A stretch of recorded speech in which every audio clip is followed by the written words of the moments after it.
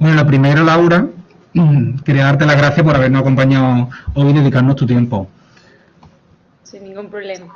Ha sido un placer y creo que es algo muy necesario que hagamos este tipo de charla, ¿no? O de debates entre todos para que podamos sobrellevar, ¿no? Un poco la gestión de las emociones, del estrés, ¿no? En esta época tan difícil que nos toca vivir, ¿no? Sí, pues bueno, muchas gracias a ti, Laura, y luego gracias también a Pepa, que es la que lleva el gabinete de la pecera de Pepa, donde Laura trabaja. Y yo, bueno, yo te dejo ya a ti, Laura, que tú te presentes y ya comiences con la presentación que tienes preparada. Vale, estupendo. Muchas gracias, Juan Pedro. Eh, Voy a compartir la presentación, ¿vale? Para que... Aquí creo que... Vale. No sé cómo va esto. Un segundito. Ahí ya. ¿Vale? Mi nombre es Laura, Laura Barea, ¿vale? Trabajo en la pecera de Pepa, que es un gabinete de psicología en el que trabajamos varias compañeras y allí trabajamos tanto a nivel clínico como a nivel educativo, ¿vale? Ya sea con niños, adolescentes o adultos, ¿sí? También trabajamos en terapia de pareja. Abordamos diversas temáticas y dependiendo de la demanda de la persona que venga, pues así hacemos. Tenemos dos sedes, ¿vale? Nos encontramos tanto en Sevilla Capital como en Ronda Pío XII, que está en Ronda Pío XII y también nos encontramos en Bollullo de la Mitación, ¿vale? Por si en algún momento queréis saber dónde nos encontramos para que... Creo que hay un problema, ¿no? Porque hay retardo. Ay.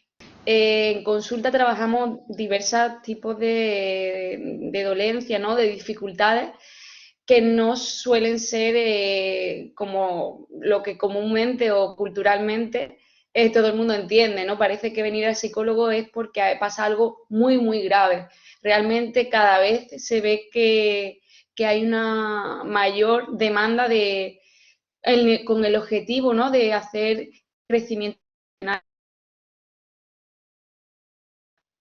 que es muy importante también, ¿no? Un poco en este sentido es importante que se personal es muy importante que también se aborde, ¿no? Y que cada vez hay mayor demanda. Es verdad que también hemos encontrado un incremento en la demanda, sobre todo a raíz de la pandemia, ¿no? Y sí encontramos también un incremento en la demanda en personas que son estudiantes o doctorandos, o en este sentido, o que están haciendo el MIR, ¿no? O que están en temas formativo, ¿no? Y esa es gran parte de la demanda. Estuve informándome un poco, ¿no?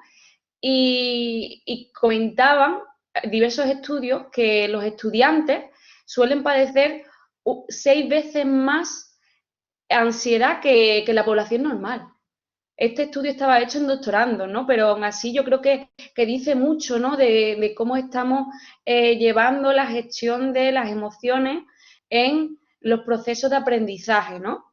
Y yo quería empezar un poco por la parte más teórica, ¿no? Y enseñando un poco o dando pequeñas luces, ¿no? Sobre qué diferencia hay entre el estrés y la ansiedad, porque hay veces que se confunden estos dos conceptos. El estrés es algo más adaptativo, es decir, es un conjunto de reacciones fisiológicas y psicológicas que se producen cuando se es sometido a fuertes demandas, es decir, cuando las demandas son superiores al rendimiento habitual al que estamos acostumbrados. Entonces nosotros tenemos que adaptarnos al medio. ¿Sí? La ansiedad, por contra, es este mismo conjunto de reacciones fisiológicas y psicológicas, pero dependen de la interpretación que yo hago acerca de ese elemento peligroso o de esa situación de gran demanda. Es decir, la ansiedad conlleva una percepción de nosotros, una interpretación de nosotros. No es algo causa-efecto, ¿vale? Es decir, está muy relacionado con las emociones, está muy relacionado con nuestro sistema de creencias y está muy relacionado con la percepción nosotros que hacemos acerca de la situación o acerca de la demanda.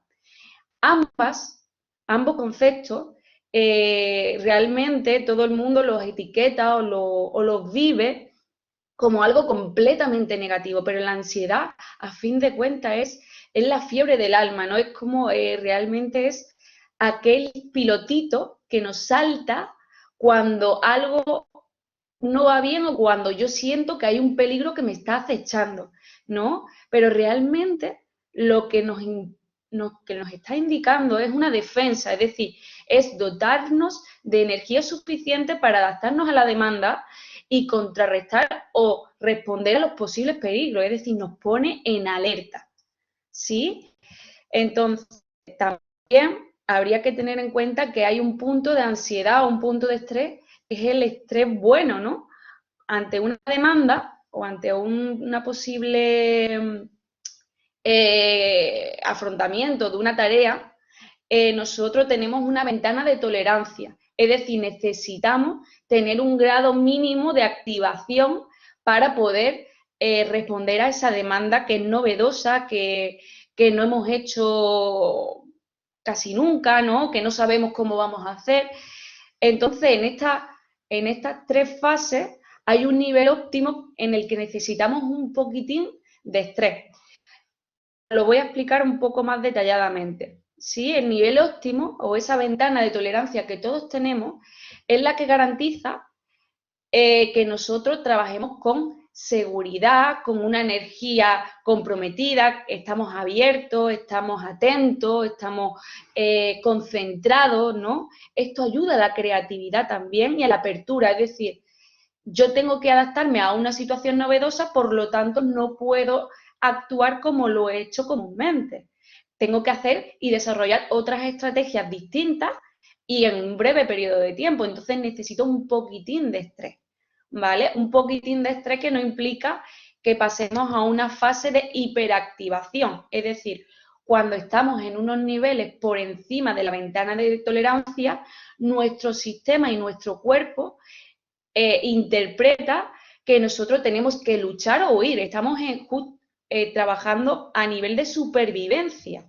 Entonces, hay una reactividad emocional, es decir, respondemos de manera exagerada a las demandas, tenemos sintomatología de hipervigilancia, es decir, estamos demasiado atentos, no podemos descansar bien, no descansamos por la noche ni por el día, es como que siempre tengo algo pendiente, es como si siempre tuviese un café puesto en el fuego, ¿no? Como que siempre tengo que estar pendiente, nunca descanso. También hay una desorganización del procesamiento cognitivo, esto quiere decir un poco que no pensamos con claridad, que nos centramos en algo y nos cuesta ver con objetividad qué es la demanda que nos están pidiendo. Hay también una serie de pensamientos rumiativos y obsesivos, no voy a llegar, no me va a dar tiempo, va a ser terriblemente malo mi trabajo, no sé cómo voy a poder con todo, cada vez se me hace más cuesta arriba, no tengo herramientas, no sé enfrentarme a esto, ¿vale? También tenemos unas imágenes intrusivas, suele pasar, ¿no? Como unos flaps, imágenes de verte sin poder responder a esa alta demanda, ¿no? Luego niveles de agitación, de temblores, de tensión, irritabilidad, también nos afecta a nuestras relaciones sociales, ¿no? Cuando estamos muy estresados, es muy difícil tener unas relaciones sanas, ¿no? Al final terminamos pagándolo con aquellas personas que están a nuestro alrededor y estamos un poco más irascibles, un poco más lábiles emocionalmente, es decir, pasamos muy rápido desde el enfado hacia a un estado profundo de tristeza y de no tener ganas de nada, ¿no? Y también se ve afectado los hábitos de la vida diaria, ¿no? Como puede ser el descanso, la alimentación y cualquier otro, ¿no? En este sentido es muy importante tener en cuenta que el estrés en niveles óptimos en la ventana de tolerancia es muy saludable, pero cuando nos pasamos, ahí nuestro sistema entra en la lucha o huida y ahí no hay lugar a una sana concentración, a una sana atención, a un estado de tranquilidad y de hacer a nivel cómodo y a nivel adaptativo. ¿Qué pasa? Que si este estado de hiperactivación se mantiene durante mucho tiempo, el sistema se sobrecarga, es decir, nuestro sistema nervioso no puede estar en la lucha o huida constantemente. Esto es nivel supervivencia. Si yo corro mucho, yo puedo huir de un peligro durante un tiempo, pero yo no puedo pasarme 2 semanas corriendo, porque al final mi sistema colapsa. Entonces se llega a un proceso de hipoactivación. Si yo no consigo relajarme por mí misma, mi cuerpo mismo es el que va a provocar que yo me hipoactive. ¿Cómo hacemos eso? Pues a través de un llanto excesivo, a través de somatizaciones, a través de que nos ponemos enfermos. Es decir, cuando estamos muy en la hiperactivación, cuando es muy fácil que en un determinado tiempo tengamos una mayor probabilidad de caer enfermos, de tener fiebre, de tener problemas intestinales y todo este tipo de cuestiones, ¿no? Porque nuestro sistema necesita bajar la intensidad y relajarse, y si no lo hacemos por nuestra cuenta, nuestro sistema lo hace por las malas. Y cuando estamos hipoactivados, aquí lo que sentimos son el bloqueo, el abatimiento, la sintomatología más parecida a la depresión, ¿vale? La tristeza, no me apetece nada, lo abandono todo, me abandono a mí mismo, ya no cuido mi alimentación, no cuido mi higiene, me cuesta incluso seguir las conversaciones, me aburro, me cuesta quedar con personas que antes eran significativas y que antes eran un mero estímulo bueno para mí, ¿no? En el que yo me divertía, me exploraba, me nutría, ¿no? Y llega un momento en el que aquello con lo que disfrutaba deja de causarme esa sensación, ¿no? Dejo de disfrutar del gimnasio, dejo de disfrutar de los paseos, dejo de disfrutar de aquellas cosas que antes sí lo hacía. ¿Pero por qué? Porque he llevado al extremo mi sistema y mi sistema necesita descansar para volver al nivel óptimo. Entonces, en estas 3 ventanas que os comento, es muy importante que nosotros tengamos herramientas para pasar de la hiperactivación al nivel óptimo sin que sea nuestro sistema el que lo haga por las malas, porque si no estamos en un periodo constante de mucha demanda en el que estoy hiperproduciendo, en el que estoy trabajando muchísimo y luego es que mi cuerpo entra en un estado totalmente depresivo y esto hay que tener mucho cuidado, ¿no? Y en este sentido, a mí me gusta mucho explicar cómo es la ansiedad a nivel psicoeducativo para que se quede claro un poco pues, las nociones básicas, ¿no? El ciclo de la ansiedad, yo lo llamo un poco así, parte desde la idea y desde la concepción de que el estímulo o la situación que me causa ansiedad no es causa-efecto de mi reacción fisiológica, es decir, depende mucho del pensamiento que yo tenga acerca de la situación. Aquí hay que tener en cuenta y hay que trabajar muchísimo qué tipo de diálogo interno yo estoy teniendo conmigo mismo. Es decir, si es un tipo de pensamiento catastrofista, esto no me va a salir, no sirvo para nada, este tipo de pensamiento de no sirvo para nada, todo el esfuerzo que he hecho no vale, mi trabajo es una basura, este tipo de pensamiento es tremendamente catastrofista y nuestro cerebro no sabe determinar si es una exageración o es algo real. Y sistemáticamente nosotros nos estamos hablando de forma muy dañina. Y nuestro cuerpo, por ende, también reacciona a esta forma tan dañina, ¿no? Entonces hay que tener mucho cuidado con qué tipo de diálogo interno estamos teniendo con nosotros mismos. Sí, esto es lo que trabajamos también mucho en consulta, ¿no? El cómo nos hablamos, porque es muy importante, ¿no? El exigirnos, pero no ser tremendamente perfeccionistas hasta llegar a hacernos daño a nosotros mismos. Luego también otro tipo de pensamiento que suele interferir es el pensamiento dicotómico, es decir, el todo o nada. O lo hago muy bien o lo mío es lo peor, ¿no? Aquí hay que tener mucho cuidado también con el tema de las comparaciones entre compañeros, porque puede hacernos más mal que bien. Sí, luego también la personalización. La personalización es un concepto en psicología que habla un poco de una tendencia que tenemos el ser humano, ¿no? De hacer atribuciones personales a causas que no sabemos si son personales o no. Es decir, os pongo un ejemplo. un profesor viene, mira mi trabajo y me dice, bien, pero muy seco y muy borde, ¿no? Por así decirlo, que en algún momento a todos nos habrá pasado, ¿no? Y nosotros ya directamente pensamos, no le gusta, le parece mal, lo hace por mí, mira cómo me ha mirado, ya le caigo mal, todo este tipo de pensamientos que hacemos o que tenemos atribuyéndonos a nosotros la causa de ese hecho sin saber si se debe 100% a nosotros o se debe a otras cosas, ¿no?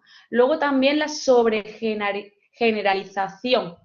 Este concepto lo que habla es un poco de que de una situación concreta y única, como puede ser que un trabajo no me haya dado tiempo, que no haya salido como a mí me gustaba, una entrega no me haya ido como yo esperaba, tiendo a pensar que todas las demás entregas no me van a salir igual, ¿vale? El miedo es algo adaptativo, es decir, me da miedo que me vuelva a pasar, pero yo no puedo tener esa sobregeneralización porque eso me hace mucho daño, porque ya estoy trabajando con algo que va en mi contra, ¿no? Esa sobregeneralización lo que implica es, vale, yo en un momento determinado he cometido un error o no he dado todo de mí, pero no implica que en un futuro yo tenga que hacer eso de nuevo de esa forma. Yo he aprendido. Yo puedo equivocarme una vez y no significa que la próxima vez lo vaya a hacer igual. ¿Vale? Entonces, con este tipo de cosas hay que tener mucho cuidado. Y luego también con un razonamiento emocional, ¿no? El razonamiento emocional lo que implica es que nosotros invalidamos continuamente nuestras emociones. Es decir, estoy estresado porque tengo mucha demanda, ¿vale? Entonces, pues no me cuido y es porque, bueno, porque es que realmente ¿cómo me voy a cuidar si yo realmente tengo que hacer muchísimas cosas?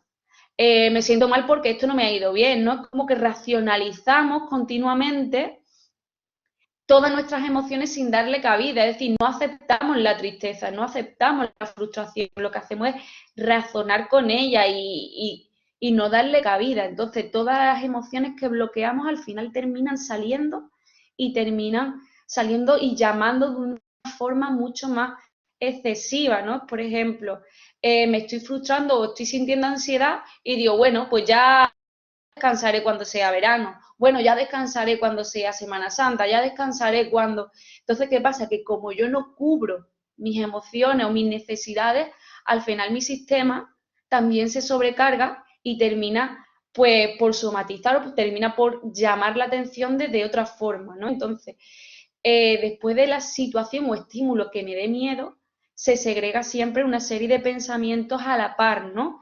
Y al mismo tiempo, casi de manera instantánea, tenemos una reacción fisiológica asociada a este tipo de pensamiento interno. Entonces hay que tener mucho cuidado porque hay veces que ni nos damos cuenta de lo que nos estamos diciendo a nosotros mismos y lo que sí notamos es esa llamada ansiedad o síntoma que nosotros conocemos como ansiedad, ¿no? La ansiedad, como todos conocemos, pues puede estar relacionada pues con sintomatología como la sudoración, las palpitaciones, los temblores, los hábitos de sueño y alimentación alterados, ya sea que no tengo apetito o tengo muchísimo apetito, no duermo o duermo demasiado, la sensación de falta de aire, ¿no? El bloqueo mental, las molestias estomacales, ¿no?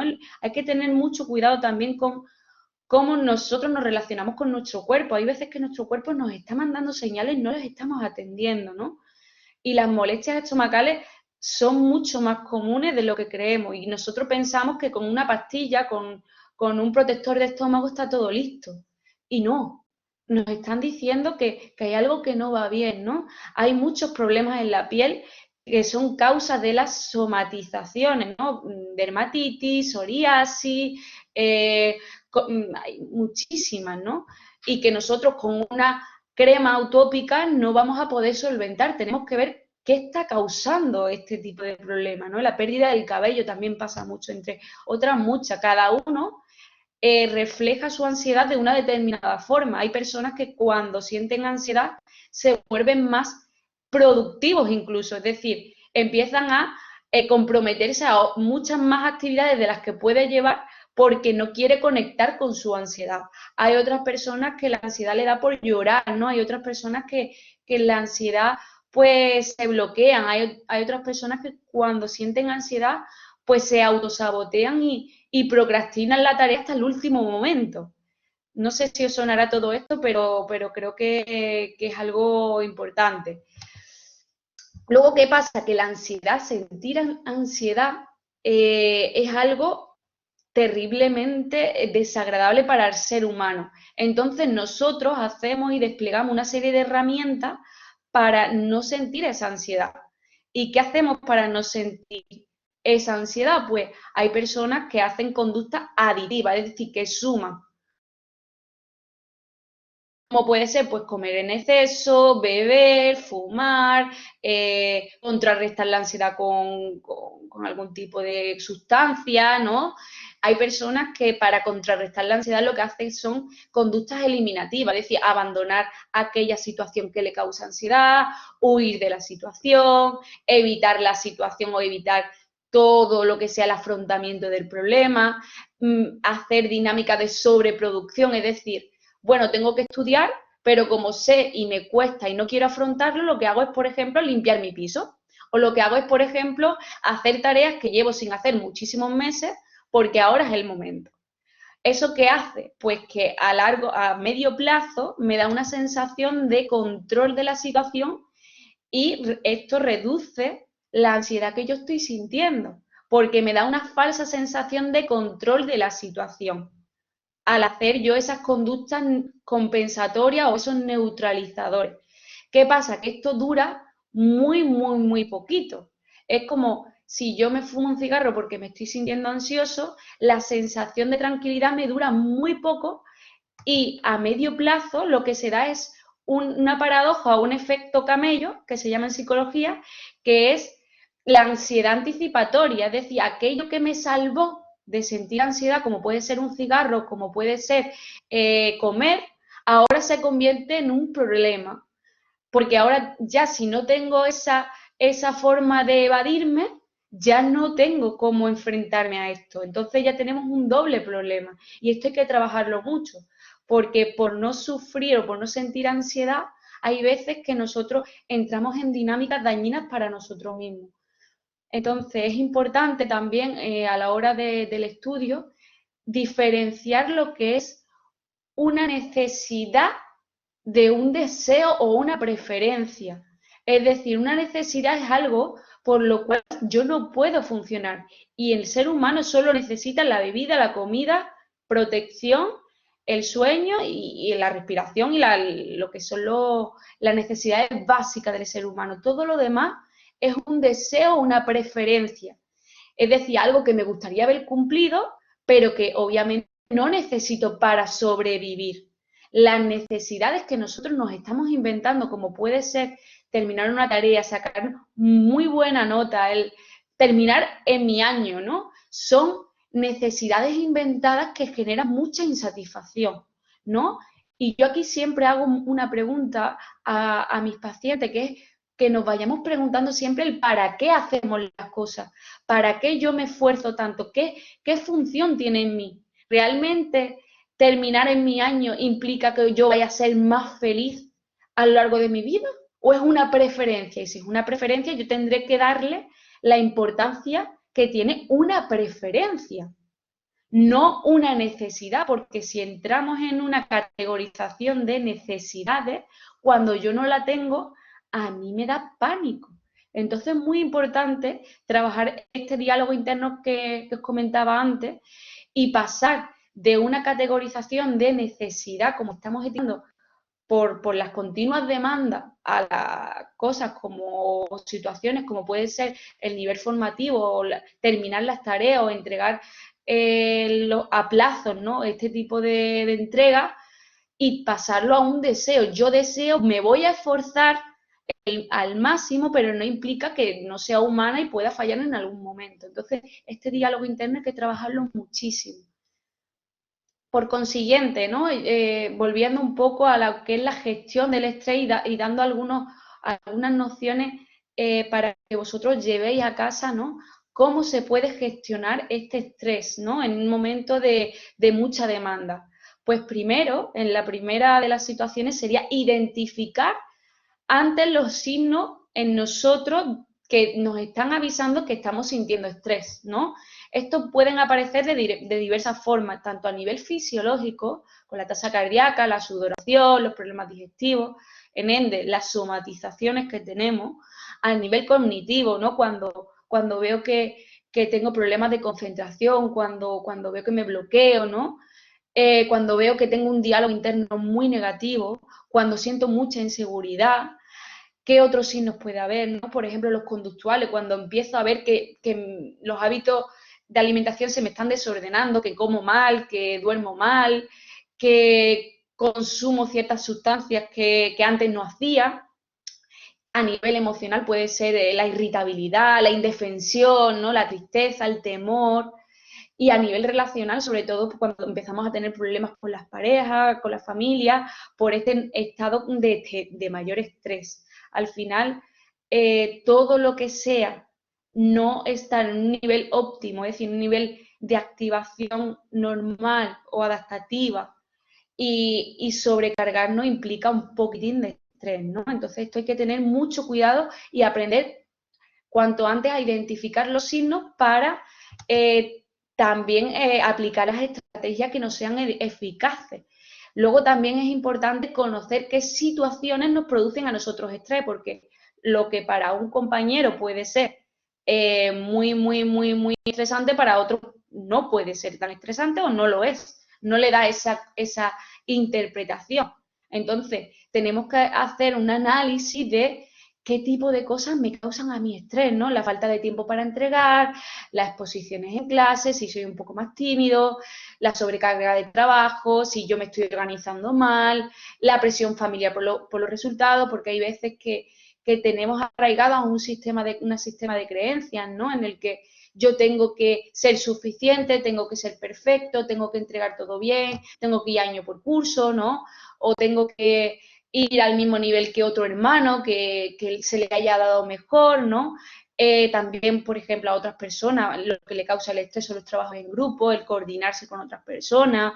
Hay otras personas que pueden surgir un poco esa ansiedad, ¿no? O esa preocupación con la competencia con otros compañeros, o cómo viven o cómo se comparan con otras personas. También tenemos que tener en cuenta que en específico, vuestra ocupación, estáis muy expuestos al juicio ajeno. Es decir, no estáis en una oficina, no estáis estáis sometidos a una carga y a un juicio bastante importante. Entonces, aquí hay que repasarse muy bien el hecho de que las opiniones ajenas a mí, vale, son válidas y yo puedo coger aquello que me viene bien, pero que no implica que mi trabajo sea excesivamente bueno o malo según las interpretaciones ajenas. Es decir, yo puedo coger aquello que me ayuda, pero no caer en todos los juicios que nos están haciendo, que yo siento que me están haciendo,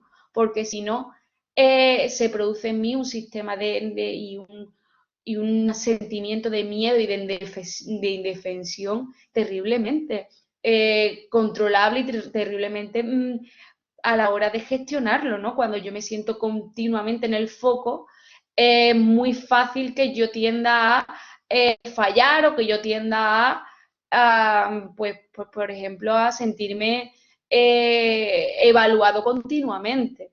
Y luego también puede ser el compaginar los horarios con otras áreas de la vida, ¿no? Con parejas, con deporte, con vida social, que también es muy importante y que en estos meses hemos estado perdiendo, ¿no? Entonces es muy importante también conocer qué situaciones nos producen estrés.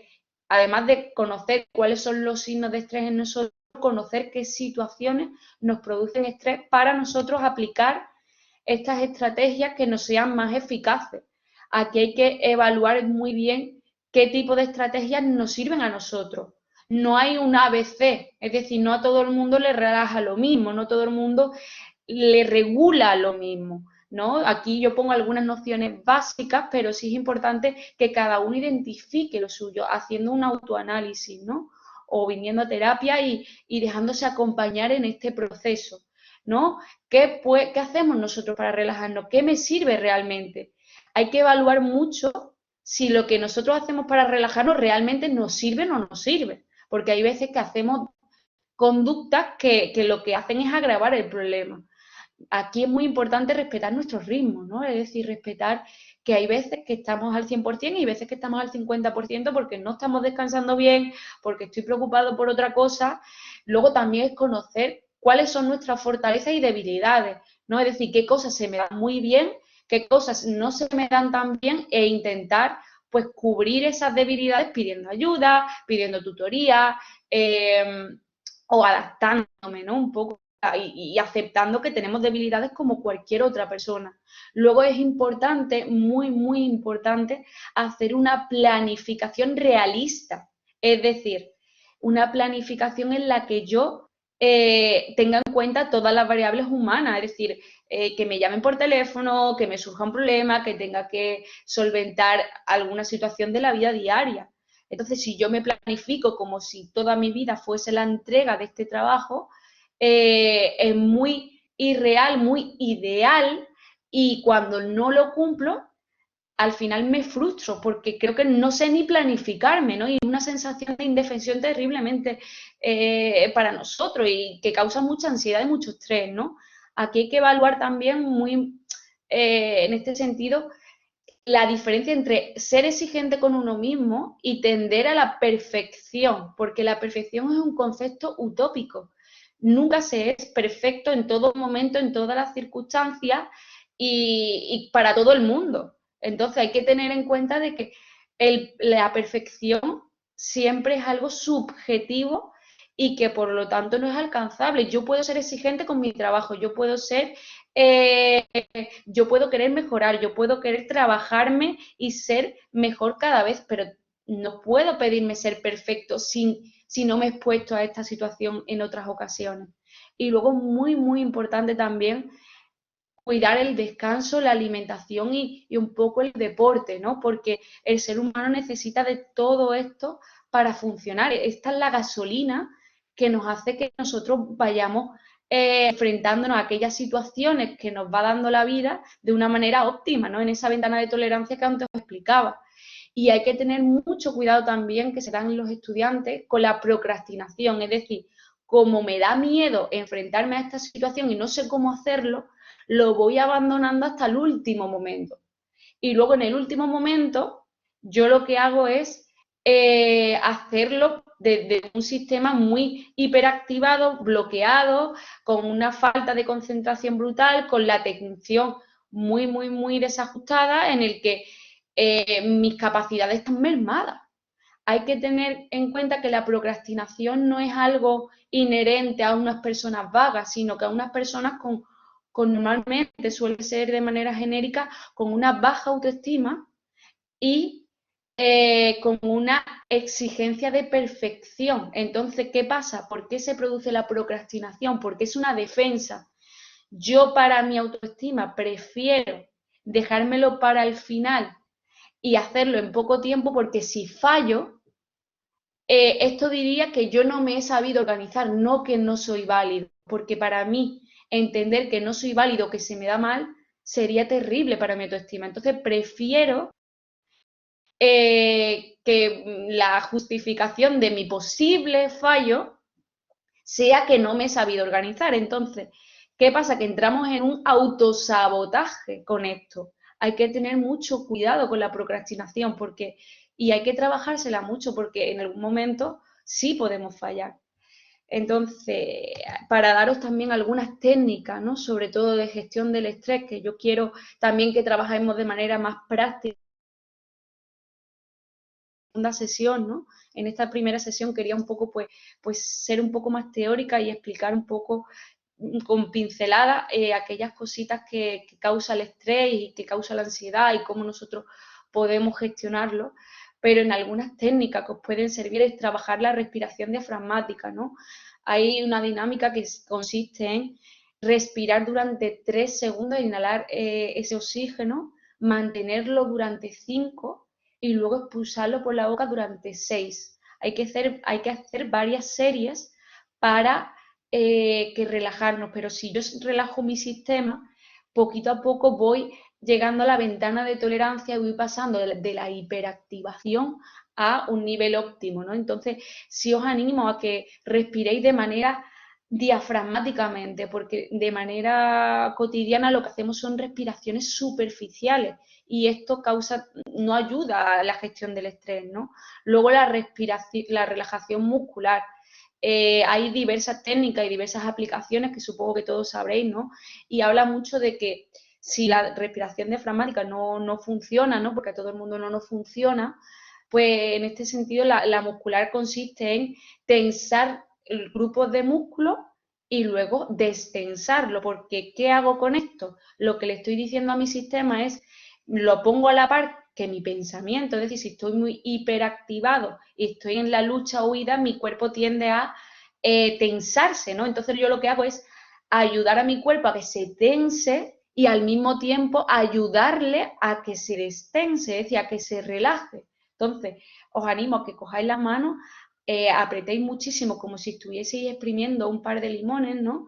Mantengáis lo que podáis este tipo de fuerza, ¿no? Y poco a poco os relajéis, es decir, soltéis y veáis y sintáis cómo vuestros músculos se van poco a poco relajando, ¿no? Y luego otra de mis dinámicas que me gusta muchísimo hacer en consulta y que suele ayudar mucho es que encontréis un espacio en el que os sintáis tranquilos, que os sintáis que podéis descansar, ¿no?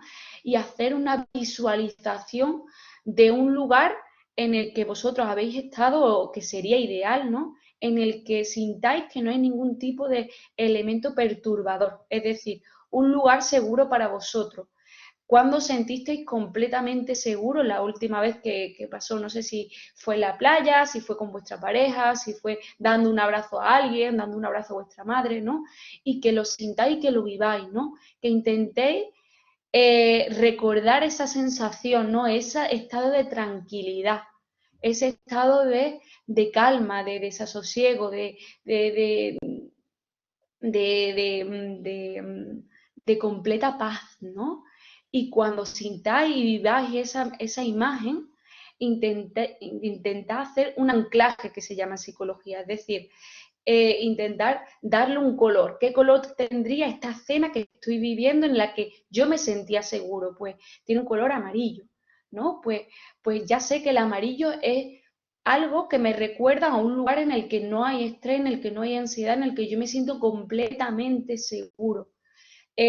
También un olor, ¿no? ¿Qué olor hay en esta imagen, ¿no? En el que yo doy un abrazo? Pues hay un olor a lavanda, un olor a café, un olor a perfume de mi madre, ¿no? Pues es ir poco a poco anclándolo en sensaciones para que yo pueda volver a ella en un estado de desbordamiento emocional. Me parece algo raro, ¿no? Pero si se hace de verdad y en consulta yo lo he practicado muchísimo, ayuda muchísimo a poco aprender a gestionar y aprender a relajarnos ante un estado completo de desbordamiento. Entonces, en este sentido, yo creo que es importante que nosotros, en primer lugar, nos identifiquemos y veamos cuándo sentimos estrés y cómo sentimos estrés, cómo lo manifiesta nuestro cuerpo, veamos qué situaciones nos causan ese estado de estrés o de ansiedad y que nosotros también apliquemos estrategias que vayan a nuestro favor. Es decir, fumar un cigarro, hacer este tipo de cosas, aunque nos ayuden a corto plazo, no nos ayudan a medio plazo. Entonces sí es importante trabajarlo y sobre todo trabajar el diálogo interno que tenemos con nosotros mismos ante este tipo de problemática. Y quería dejarlo ya por aquí porque sí me gustaría un poco que me dierais vuestras impresiones y poder solventar dudas, que me comentéis cuál es vuestra problemática de manera, si queréis, individualizada para que podamos trabajarlo y que en la segunda sesión sea mucho más experiencial, que os quedéis con herramientas y que me comentéis un poco también pues vuestras impresiones, ¿no? Acerca de todo esto.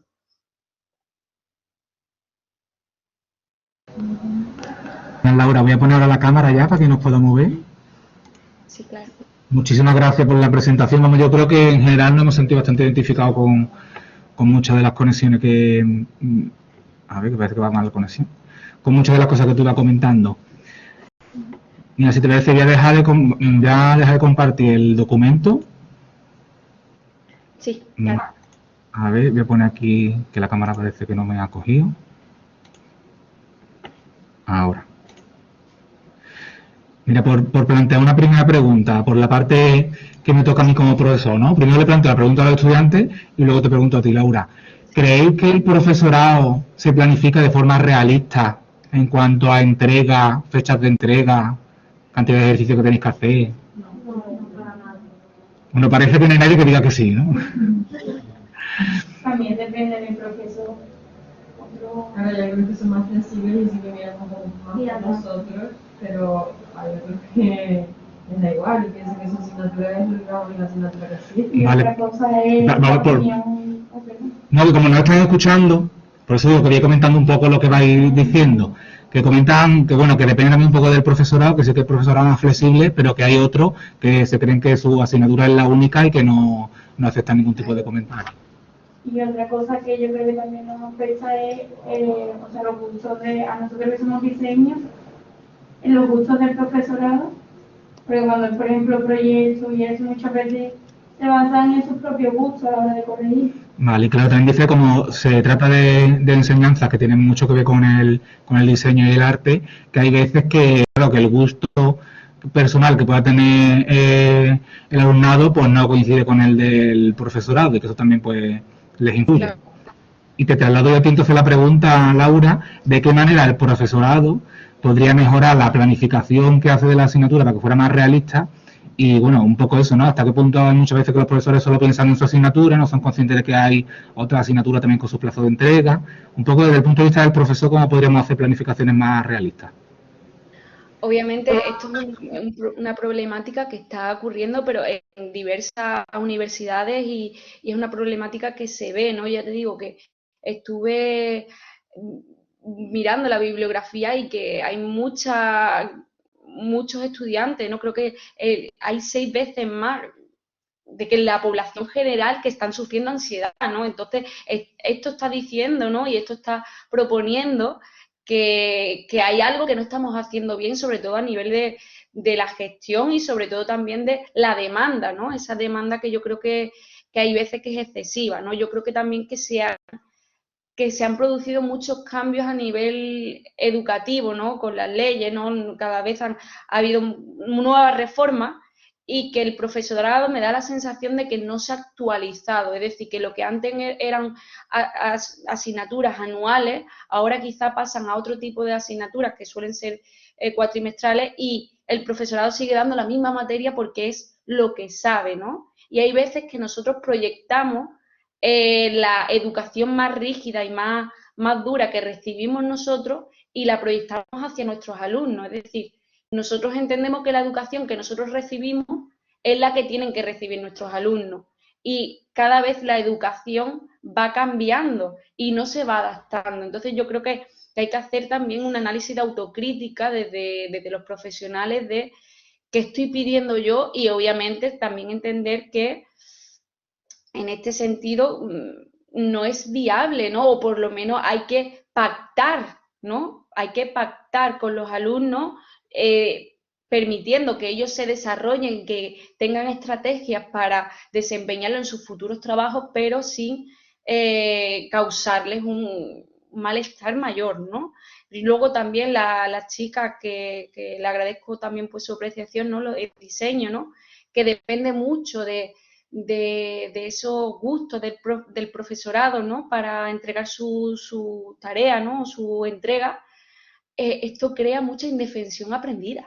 Es decir, la indefensión aprendida es aquello que yo haga lo que haga y dedique el tiempo que le dedique, sé que no sé qué repercusión voy a tener y no tengo estrategia para afrontarlo, porque por más que yo le dedique tiempo, no sé si al profesor le va a gustar. Por eso yo decía también que es muy importante tener en cuenta que vuestra profesión implica mucho la exposición al juicio ajeno, ¿no? Lo que para uno puede ser bello, para otro puede ser disfuncional. y viceversa. Entonces, hay que también nosotros abstraernos de esto y saber identificar qué cosas sí y qué críticas del profesorado me viene bien y qué cosas pues son inherentes a su gusto. Entonces, bueno, entender que si me ponen una calificación de 5, que ese 5 no es un 5 a mi trabajo, es decir, que mi trabajo no es que tenga por qué ser un 5, sino que habrá un componente de que yo tengo que mejorar y habrá otra parte que sea influencia de la, ¿sabes? Sí, ahora sí, Laura. Vale, Bueno, por aquí estaban ya surgiendo bastantes temas. Bueno, lo primero, que se han visto sí. muy reflejados en todo lo que comentaba y que decía, por ahí han dicho, pensaba que el problema era yo, pero no, parece que no, que el problema no soy yo. Estaban comentando un poco por Es ahí. muy importante también. Sí, sí, a ver si la escucho. No, a ver. Yo te escucho bien, Laura. Vale. No es que he escuchado a una compañera, una alumna, ¿no? Y quería escucharla, ¿no? Quería ver un poco si... Sí, bueno, ¿queréis comentar? ¿Alguien quería comentar algún planteamiento? Laura creo que estaba diciendo algo. Bueno, sí, lo que decía María era que ella personalmente dice que es que trabaja mejor con presión, que ella no es capaz de ponerse en un momento de tranquilidad y viendo como que la entrega le queda mucho, como que le cuesta ponerse a trabajar hasta que no ve como el momento de que tiene que Ahí entregar. va. Esto es una señal de procrastinación, ¿vale? Es decir, yo me da la sensación de que, ¿no? Y esto actúa como defensa, por eso lo he mencionado, ¿no? La procrastinación, hay veces que también necesitamos ese estado óptimo de estrés, ¿no? Y que si falta mucho tiempo, hay veces que como que lo dejamos, pero me da la sensación de que esto habla más de una defensa de ella, ¿no? De no quiero enfrentarme a esto, ¿no? O prefiero dejarlo para el final porque si al final no va bien, pues prefiero, para mi mente es más fácil y más sano pensar que es que no me he organizado bien a que me he organizado muy bien y no me ha ido bien, ¿sí? Porque trabajar mucho pues la procrastinación, ¿no? Y que la procrastinación no es algo de personas vagas en absoluto, suelen ser de personas muy perfeccionistas, ¿vale? Personas que le cuesta cerrar, entonces como me cuesta cerrar, pues prefiero ponérmelo al final y trabajar con mucho estrés. Pero ¿qué pasa? Que si yo esto me sirve, es estupendo, pero si a mí esto me crea que un estado de ansiedad brutal, ¿no? O un estado de desasosiego, de indefensión, de preocupación, incluso hasta llegar a situaciones como puede ser, ¿no? Hay personas que vomitan con el estrés, hay personas que no duermen, que tienen problemas intestinales, que tienen gastroenteritis, ¿no? Este tipo de cosas hay que intentar que no sea un hábito frecuente. ¿Por qué? Porque ahora mismo estamos en la etapa educativa, ¿no? En la etapa formativa, pero va a llegar un momento en el que esto se convierta en vuestra etapa laboral, ¿no? Vuestra etapa profesional. Y esto mantenido en el tiempo no es saludable, ¿no? Entonces es importante también, pues, ir un poco ganando ese terreno y trabajando mucho en nuestro sistema de creencias, en nuestro sistema de cuáles son nuestras preocupaciones, los para qué yo me espero hasta el último momento para enfrentarme, qué función tiene esto en mí, para qué me autosaboteo de esa forma, ¿no? Estas son las preguntas que yo haría. Luego también es importante, y quiero que os quede muy claro, sobre todo por el tipo bueno, de formación que estáis recibiendo, que hay una interpretación del profesorado o de otra persona que vosotros tenéis que saber elegir muy bien qué os ayuda para mejorar y qué cosa no es vuestra. Es decir, hay que identificar muy bien si es algo del gusto del profesor, dejarlo como el gusto del profesor, ¿sí? Porque si no entramos en una dinámica en la que nos vamos a ir poco a poco minando la moral y creando una autoestima muy baja. Entonces, hay que identificar muy bien qué es nuestro y hacernos responsables de ello. Es decir, bueno, en esta parte he fallado, pues me hago responsable e intentaré no volver a fallar en esto. Pero la otra parte, que es de la otra persona, que es de los gustos de la otra persona o de las exigencias de la otra persona, que no son lógicas, no hacerme cargo, decir, bueno, este profesor cree esto, yo lo creo así, voy a coger de sus enseñanzas lo que a mí me ayude a mejorar como profesional, pero hasta ahí. Porque hay veces que si no lo hacemos esa separación, nos podemos hacer mucho daño y sobre todo teniendo en cuenta vuestro tipo de formación, porque es muy complicado, vuestro tipo de formación es muy complicado, sobre todo a nivel emocional, para gestionarlo, ¿no? Entonces entiendo que os sintáis así. Vale, entonces como ya nos hemos quedado sin tiempo, no sé si tenía alguna pregunta más por hacerla rápida, y si no, como tenemos la siguiente sesión, que es el jueves Claro, que viene. además, Sí, di Laura, di. sí, digo que en la presentación tenéis mi correo electrónico por si tenéis alguna duda. Vale, que podéis escribirme sin ningún problema y lo vemos en la siguiente sesión o me podéis escribir y yo os contesto. Perfecto. Yo también voy a Vale, coger los datos que venían en la presentación, o incluso te pido la presentación y lo comparto con ellas para que tengan ese vale, material de estupendo. contacto, que puedan acceder a contactar contigo. Vale, pues Y espero que bueno, haya sido útil y que tengáis muy buen fin de semana también, que descanséis, que respetéis vuestro ritmo, sí, que es importante también el descanso y que nada, nos vemos la siguiente semana y trabajamos un poquitín más. ¿Vale? pues muchísimas gracias, Laura. Gracias a vosotros, un Aplausos abrazo. para ella. Ay, Gustavo, ¿no se escucha? Parece que se nos ha cortado el micro y no se ha escuchado el aplauso. Sí, se ha escuchado. Sí, sí, se ha escuchado. Se ha escuchado. Muchas gracias. Era para ti, Lo Laura. llevo muy bien. Muchas gracias. Muchas gracias. Hasta luego, Gracias. buen día. Nos vemos el jueves, Laura. Hasta luego.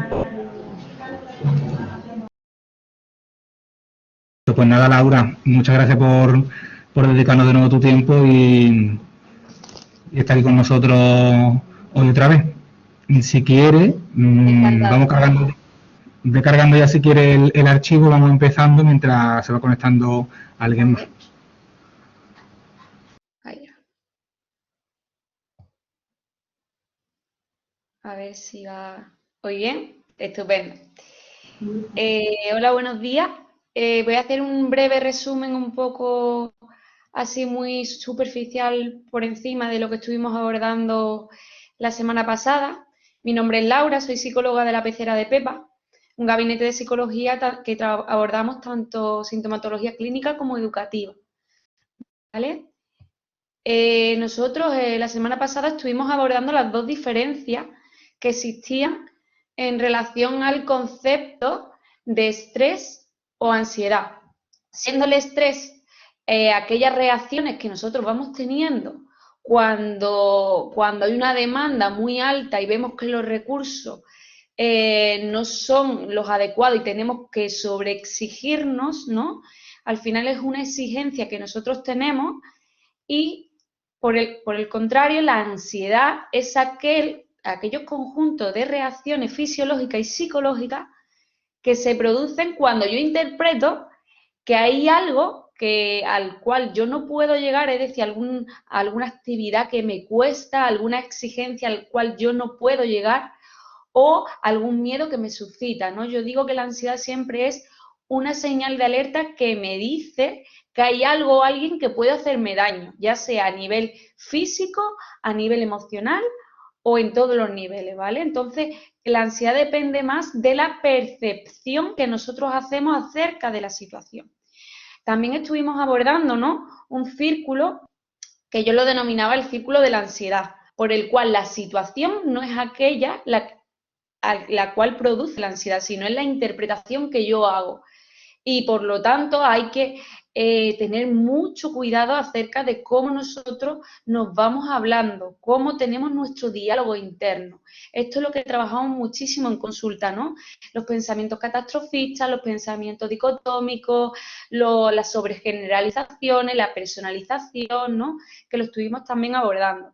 Y que hay veces que esa ansiedad que sentimos, que es tan complicada de gestionar, empezamos a realizar algunas conductas compensatorias, como pueden ser fumar o conductas evitativas o abandonar, ¿no?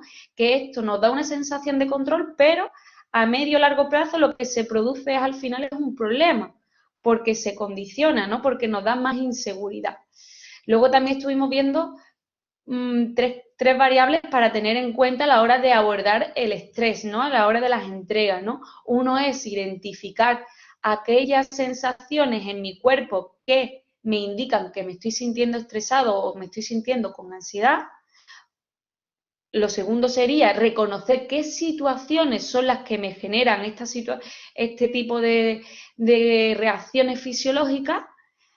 Y por el tercer lugar sería qué estrategia realizo yo para gestionar mi estrés o mi ansiedad a la hora de entregar pues un proyecto, una tarea o a lo largo de nuestra vida, qué situaciones nos generan estrés o ansiedad, ¿vale? Por así decirlo.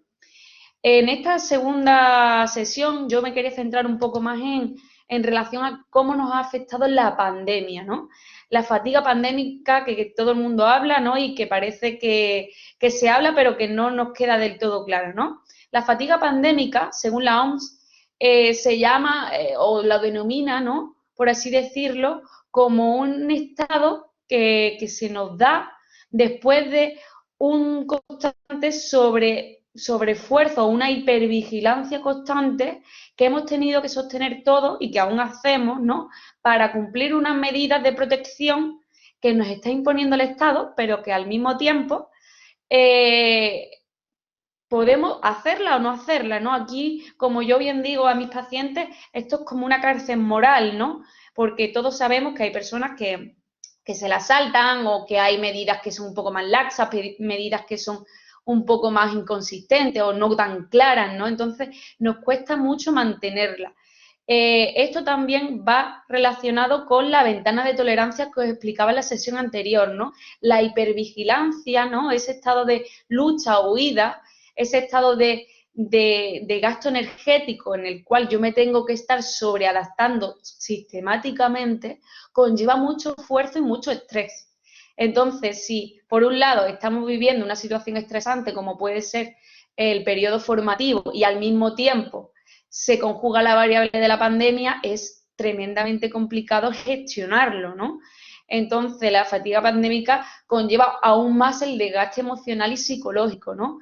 ¿Y cómo se puede presentar? Pues mediante la irritabilidad, la frustración, la tristeza, momentos de rabia, de apatía, ¿no? De hastío, ¿no? Un poco de hartazgo, me da igual todo, ya no sé qué medidas hay, ni siquiera me informo porque ¿para qué?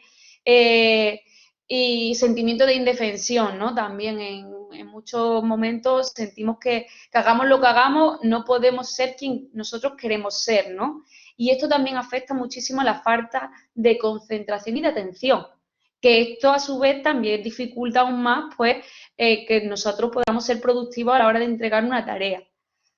Entonces, la fatiga pandémica, yo quería centrarme como en 3 grandes puntos, ¿vale? 1, los duelos en la pandemia. 2, la confusión en la imagen del yo, es decir, la confusión de la identidad que estamos sintiendo nosotros a lo largo de todo este año y que aún estamos sintiendo. Y en tercer lugar, la flexibilidad ante una nueva situación. ¿Sí? Os lo explico un poco más detallado.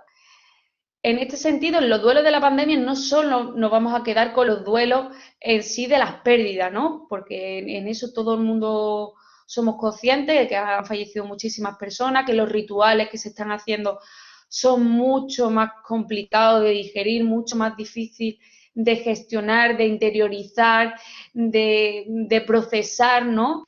Porque nos han cambiado como todos los esquemas, ¿no? Y también no saber cómo acompañar en el proceso, no solo en el duelo, sino también en la probable enfermedad, ¿no? Todos nos hemos enterado en algún momento de que algún familiar de algún amigo tenía COVID y no sabíamos cómo iba a terminar todo esto, ¿no? Pero yo también quería centrarme sobre todo en el duelo por la ruptura de expectativas.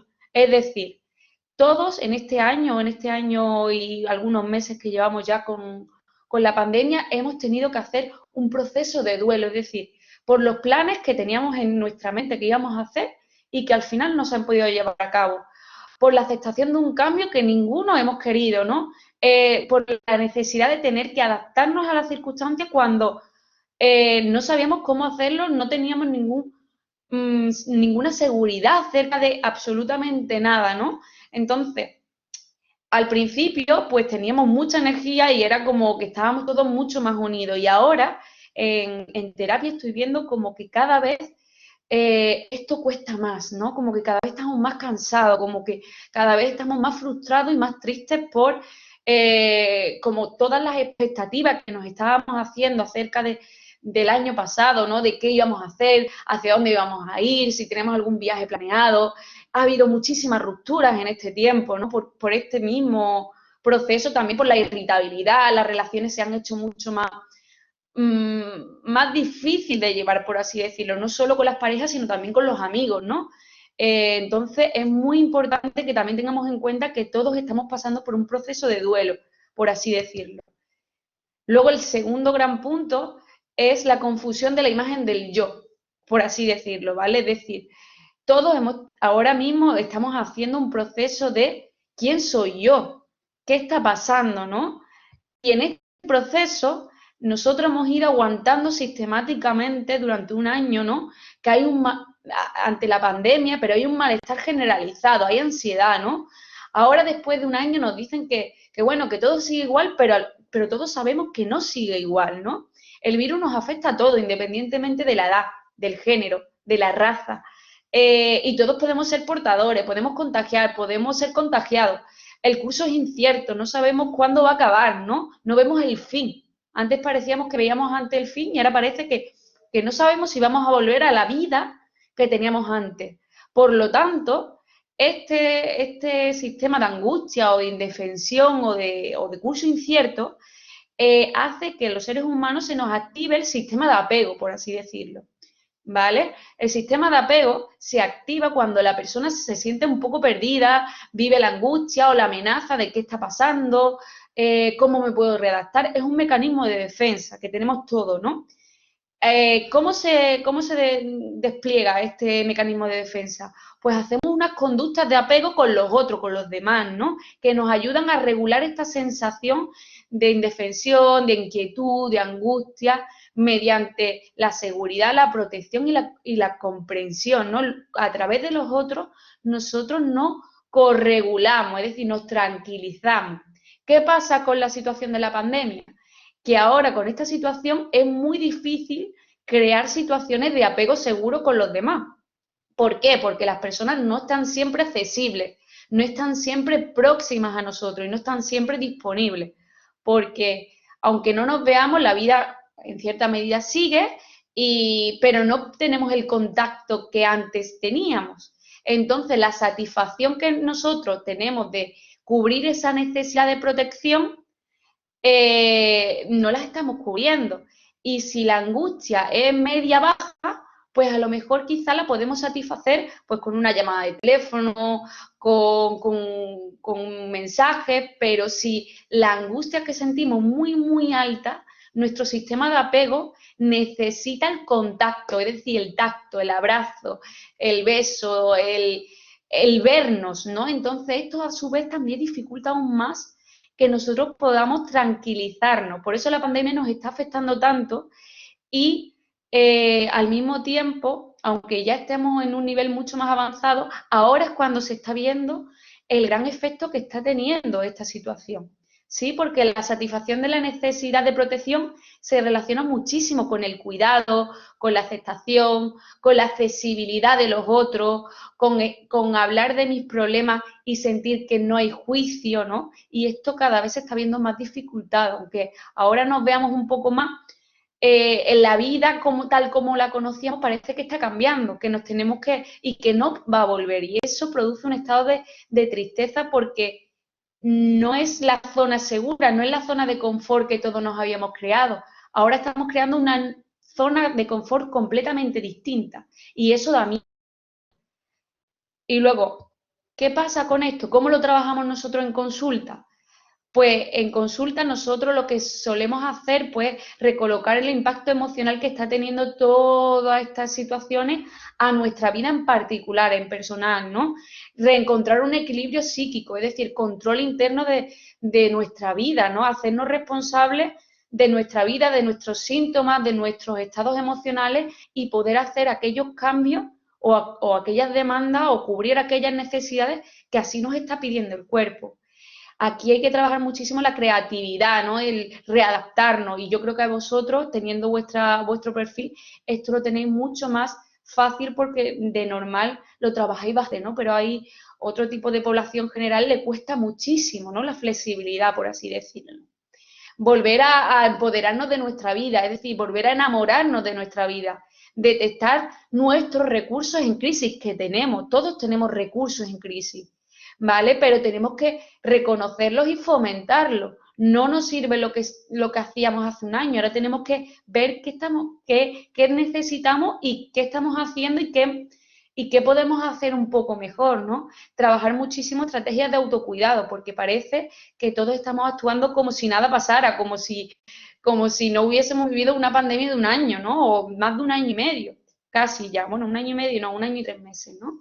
Y luego reorganizar las prioridades, es decir, como mi identidad ha cambiado o mi forma de verme a mí mismo está cambiando, yo tengo también que reorganizar mis prioridades, mi sistema de prioridades que tenía hace 2 años quizás no es el de ahora. Entonces yo tengo que saber por qué reglas me estoy rigiendo, por qué creencias me estoy rigiendo y si ahora mismo me son útiles o no, porque hay veces que hay que reorganizar y readaptarse a todo esto. A nivel de cambio, ¿no? Todos pasamos por un proceso que también se parece mucho al duelo, ¿no?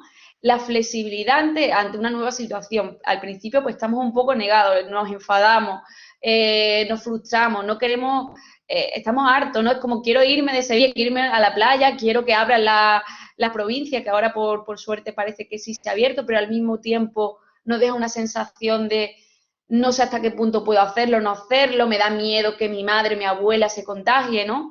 Luego llega un momento de apatía que os comentaba de hastío, ¿no? Y luego poquito a poco ante el cambio, pues nosotros vamos explorando diversas cosas, el sacar la parte positiva de todo esto, ¿no? Saber readaptarnos, explorar, ¿no? Últimamente, pues verdad que pasamos más tiempo en casa, pero hemos descubierto quizás más la lectura, hemos conectado con la lectura, con la música, con las cosas culturales, nos hemos dado cuenta de aquellas cosas que nos son útiles, ¿no? Y que habíamos abandonado o que por lo urgente a veces ignoramos lo importante de nuestra vida, ¿no? Y luego poco a poco pues aceptar la situación y comprometernos y readaptarnos, pero este es un proceso muy, muy complicado. ¿Por qué? Porque ante una nueva situación que genera mucha incertidumbre, nuestro cuerpo a su vez genera estrategias compensatorias, ¿no? Nosotros ante un momento de incertidumbre necesitamos tener una sensación de control de la situación, ¿vale? Entonces el control de la situación se hace muy difícil y sobre todo en vuestra profesión porque estáis sometidos constantemente al juicio externo, a la valoración externa de todas vuestras prácticas, todos vuestros proyectos, ¿no? Entonces, esto a su vez genera aún más la sensación de incertidumbre y si esto se incrementa, voy a necesitar controlar más la situación. Entonces, esto genera un malestar general que nos cuesta readaptarnos a ello, ¿no? Nos cuesta digerirlo, nos cuesta estar tranquilos, o estar en calma o estar en paz cuando estamos sometidos a un nivel de estrés bastante alto, cuando la pandemia tampoco ayuda y cuando hay tanta incertidumbre en el ambiente por esta misma necesidad de control. Entonces, hay que aprender a cambiar el concepto de control, por así decirlo, por la gestión. ¿Y cómo se hace esto, no? Sobre todo teniendo en cuenta que la gestión es algo que va fluctuando. A nivel vosotros, ¿no? Sobre todo, ¿no? Yo me quiero centrar muchísimo en vuestra población, ¿no? Hay estudios que indican que la ansiedad, que personas que sienten una ansiedad bastante elevada y que trabajan o estudian en profesiones artísticas, hay una sobreestimación de la probabilidad y las consecuencias de una evaluación negativa. Es decir, estamos más propensos a pensar que nos van a evaluar de manera negativa en comparación con otro tipo de población o población general que no se dedique a esas profesiones tan expuestas como puede ser la artística, ¿no? Hay una mayor probabilidad de tener expectativas negativas a la hora de entregar una actividad o proyecto. ¿Esto qué quiere decir? Esto quiere decir que nosotros pues tenemos una mayor tendencia a pensar que nos va a ir mal, que nos van a criticar, entonces nos cuesta mucho más cerrar aquellas actividades que habíamos abierto o que nos cuesta mucho, pues darle un cierre y confiar que en ese cierre lo hemos dado todo y que estamos contentos y estamos satisfechos con lo que hemos hecho. Luego también hay un mayor sesgo negativo a autoevaluarse después de la misma, es decir, nos autocastigamos y nos infligimos una ley muy, muy grande, como puede ser el hecho de no lo he hecho bien, debería haber hecho mejor, esto es una basura o no le he dedicado el tiempo que debería, todo este tipo de diálogo interno que antes os comentaba, ¿no? Hay una mayor expectativa de que la actuación sea evaluada negativamente, ¿no? Por parte de tanto de los profesores, examinadores o por parte de los compañeros, ¿no? Por así decirlo, esto no solo para los alumnados, sino también para los profesionales que trabajan en profesiones más artísticas, ¿no?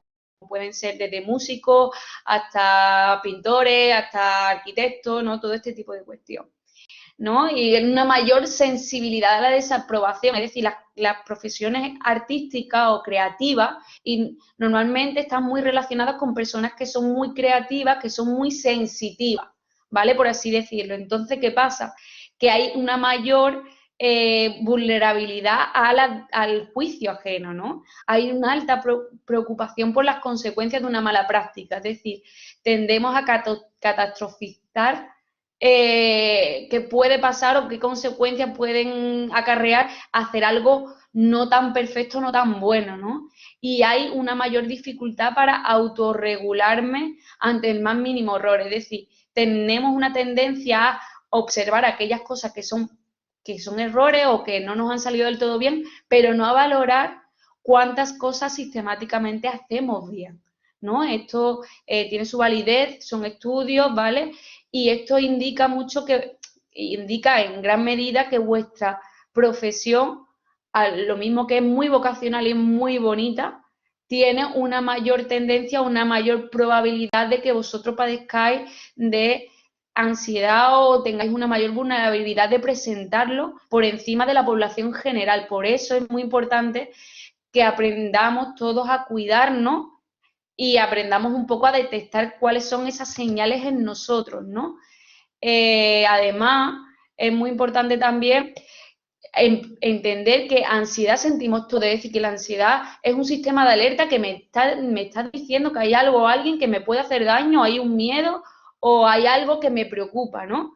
Pero no hay que darlo como que es algo por lo que tenemos que pasar y por lo que tenemos que ignorar y que tenemos que convivir con ello. Es decir, con la ansiedad no hay que convivir, se puede trabajar de diversas formas, ¿sí? Es decir, no es, una cosa es sentir ansiedad puntualmente en una situación concreta y otra cosa es confundirlo con vivir en un estado ansioso o que yo me desborde tanto que me lleve a realizar conductas como puede ser vomitar, como puede ser unas migrañas terribles, como pueden ser llorar, como pueden ser una lipotimia, todo este tipo de cuestiones, ¿no?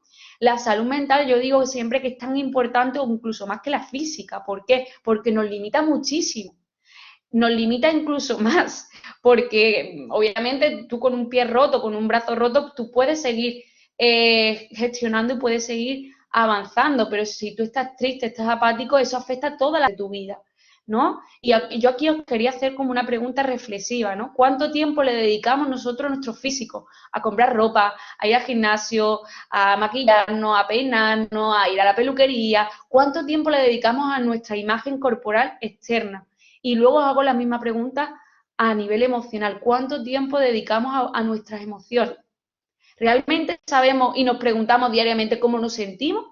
Porque veo en consulta que normalmente cuando esta pregunta la hago al principio, ¿no? Me suelen decir bien. Digo, ¿bien qué me dice? Bien no me dice nada. ¿Cómo te sientes?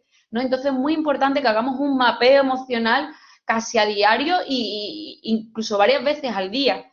Porque es en ese mapeo emocional yo voy a descubrir cuáles son mis necesidades, es decir, cuál es mi emoción y por lo tanto qué necesidad tengo que cubrir y cómo puedo hacerla. Entonces yo me ocupo de mí mismo, ¿no? Y al final también es aprender a tratarnos no con amor, yo sé que muchas veces este mensaje de Mr. Wonderful, quiérete, da como mucho recelo, ¿no? Yo siempre digo que hay que aprender a tratarnos con ternura. ¿Alguna vez hemos sentido esa ternura hacia algo o alguien? Pues es aprender a mirarnos y tener ese diálogo interno a través de la ternura con nosotros mismos, no de la autoexigencia, porque bastante ya es dura la vida y bastante exigente es en este mundo caótico, rápido, en el que no da tiempo a disfrutar nada, como para que encima nosotros seamos nuestros peores enemigos. Y aquí resalto muchísimo, porque esto lo abordo muchísimo en sesión, las dos diferencias entre perfeccionismo y exigencia. Sé que lo vimos en la sesión anterior, pero quiero que os lo quedéis. Una cosa es ser exigente con uno mismo y querer hacerlo bien y querer mejorar, y otra cosa es tender a la perfección, porque si nosotros somos perfeccionistas, por así decirlo, o buscamos esa perfección, nos vamos a sentir insatisfechos siempre, porque esa perfección es una utopía, es un concepto utópico, nunca llega. Entonces, siempre voy a querer más. No me va a valer con lo que yo hago. Entonces, es importante también darnos ese margen y tratarnos o exigirnos o ser exigente con nosotros mismos, pero no tender a la perfección, ¿vale? Luego también, por último, quería un poco dar dos técnicas un poco más específicas, ¿vale? Más para que os llevéis a casa y para que podáis hacerlo y que os deis cuenta, ¿no? Que también esto es muy, muy importante, ¿vale? Sobre todo para que tengáis recursos, ¿no? La respiración diafragmática. Soy muy pesada con esto, pero es que es muy importante porque la respiración diafragmática es la que activa nuestro sistema de relajación. Entonces, ante un momento de estrés, lo que más nos ayuda es un descanso, una alimentación saludable y tener una respiración diafragmática adecuada, además de hacer una reestructuración cognitiva de nuestro sistema de creencias, ¿no? Entonces, la respiración diafragmática, yo siempre lo digo que es como el aire acondicionado de nuestro cerebro, es la que nos permite pensar con claridad, la que nos permite ver las cosas de manera objetiva. Entonces, si yo no me oxigeno, por así decirlo, nuestro sistema va a estar sobrecalentado. Esto es como si un ordenador, por muy potente que sea, le estamos tapando el sistema de respiración, al final termina rompiéndose.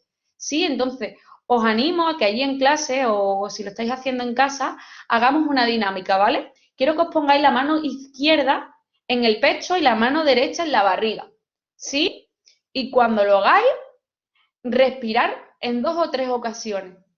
Y quiero que miréis cuál de las manos es aquella que más se mueve, si la izquierda, que es la que está en el pecho, o si es la derecha la que está abajo. ¿Sí? Daros unos instantes para comprobarlo. ¿Cuál es vuestra mano que más se mueve? O si son ambas. ¿Sí? Vale, yo creo que ya más o menos lo habréis hecho. ¿Por qué os hago hacer esto? Porque si la mano que más se mueve es la izquierda, es decir, la que está más relacionada con, o la que está más ubicada en el pecho, o si son ambas, estamos teniendo respiración superficial, es decir, una respiración que garantiza mi supervivencia, pero no es una respiración que me cause relajación, ¿vale? Solo cuando la mano derecha, es decir, la que está en la barriga, es la que más se mueve, es la que me indica que sí estáis haciendo respiraciones profundas que invitan a la relajación. Por lo tanto, esto es muy importante, ¿sí? ¿Por qué? Porque así nosotros nos vamos oxigenando. Hay dos técnicas que son muy fáciles para que lo podáis hacer, ¿no? Podemos unir nuestras manos y llevando los brazos hacia atrás en la silla, ¿vale? Y seguramente vamos a ver cómo nuestros músculos abdominales se van moviendo de una manera más profunda, es decir, vamos llevando nuestra barriga hacia atrás, hacia más a la columna y luego más hacia adelante. Esto es una respiración un tanto más profunda, ¿sí? Lo podemos poner en práctica. Luego, si esto veis que la barriga no se termina de mover como hemos comentado antes, hay otra forma que puede ser levantar los brazos por encima de la cabeza y juntar las manos por detrás del cuello. Esto también facilita que se abra la caja torácica, ¿sí? Entonces, es muy importante también que lo vayamos haciendo mínimo 3 veces al día durante 1 minuto. Lo podemos hacer de pie, lo podemos hacer mientras nos duchamos, lo podemos hacer cuando nos levantamos, antes de dormir. Es muy importante porque es lo que me garantiza que mi sistema y que mi cerebro se está oxigenando. Y hay veces que todo el mundo dice, no, yo sé respirar. Y no sabemos, ¿no? Realmente estamos constantemente realizando... Ahí va. Sí, claro, Abel, lo repito.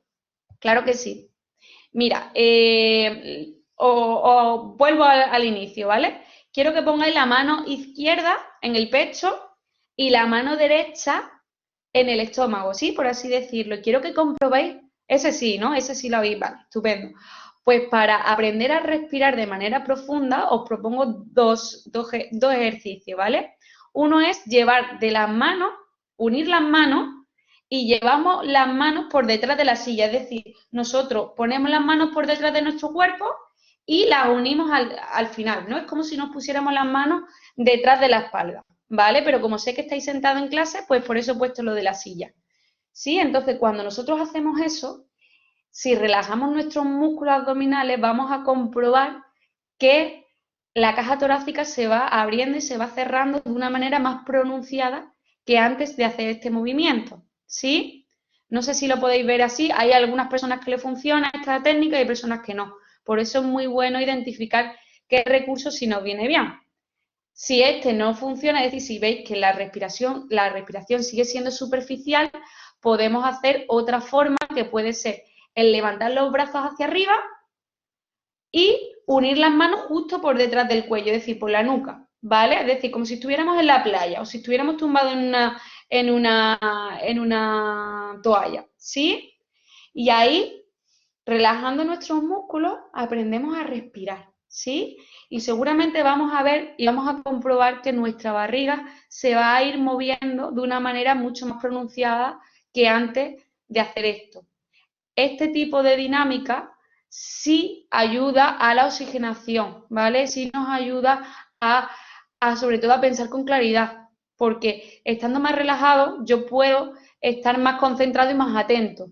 Ya os digo, no hace falta hacerlo siempre, porque esto es muy cansado, pero sí hacerlo por lo menos 3 veces al día, 1 minuto, mientras vamos caminando, mientras nos duchamos, en clase, lo podemos hacer, porque sobre esto al final lo que hace es ayudarnos a poco a poco no sobrecargarnos y por lo tanto no desbordarnos, ¿vale? Luego otra dinámica que había preparado, sobre todo más porque esto es a nivel educativo, luego obviamente hay otras técnicas que nosotros preparamos por y para el paciente dependiendo de su personalidad o dependiendo de sus necesidades, ¿no?